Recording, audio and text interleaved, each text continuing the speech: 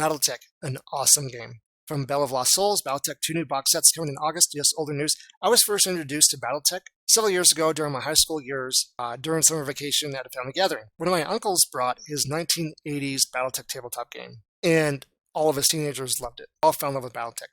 Me, my siblings, my cousins, all of us. And yeah, I didn't even know BattleTech had been a thing. I didn't even know it existed before then. I'm out of college now. This was several years ago. Definitely after BattleTech had been a thing. And I didn't know about it. Catalyst Game Labs, listen, this is the best advertisement you're going to have for BattleTech. Teenagers, yes, from several years ago, but teenagers introduced to a 1980s version of BattleTech fell in love with it. You don't need to change anything, because I understand, yes, this iteration of BattleTech coming out a few months, they're changing the rules, but also this has me nervous. BattleTech has been making loads of great strides in the past few years to appeal to more players. No. You don't need to change the rules. You don't need to do that. You don't need to appeal to the modern audience. You just need to let people know it's already been here for 40 years. That's it. I'm going to stick with the older BattleTech rules. But yeah, so I understand 2 points of contention. I mean, there's more about the rule changes regarding the autocannons and skill rules. 9 or 10 months ago, I started working on Theta Tek because I'm a fan of BattleTech. Decided to create my own game, plays similar to BattleTech and has some things that are similar. It is a different game in a different science fiction universe. Now, BattleTech has piloting skill, gunnery skill. Theta Tek has maneuvering skill, accuracy skill, engineering skill, tactical skill, and martial arts skill. Like BattleTech, gunnery skill, your accuracy skill in Theta Tek is the base of your role when you're firing a weapon. However, in Theta Tek, when you're doing physical attacks, you use your martial arts skill.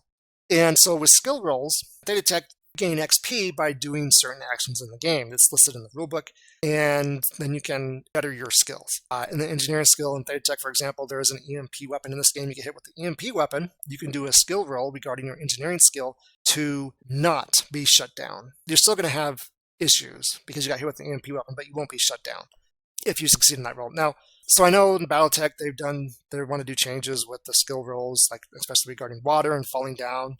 And I just think that's the wrong approach to make the game easier to try to attract more players. So when I learned about that, because I was already working on Theta Tek months before, when I learned a few months ago, I pivoted with Theta Tek. For instance, entering water in Theta Tek is a problem, like it is in BattleTech. So in Theta Tek, you will gain experience points for succeeding with certain skill rolls, not every single skill roll in the game, but certain ones, especially ones that are harder. That's how I pivoted with Theta Tek. I was like, okay, let's add XP by completing these skill rolls.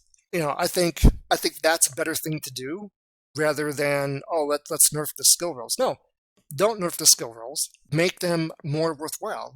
You have some sort of bonus if you complete the skill roll. You want to give players a good gameplay experience. And my personal feeling is if you water it down because you're trying to attract more players, I don't think that's the best idea. I mean, and you think about it, like Bethesda, Fallout 3, great game, RPG elements, action elements. They came out with Fallout 4, which I think was really successful to begin with because of Fallout 3. But yeah, so Fallout 4 turns out they took the RPG elements out, made it mostly action, and it was very obviously made for consoles because they wanted a wider audience.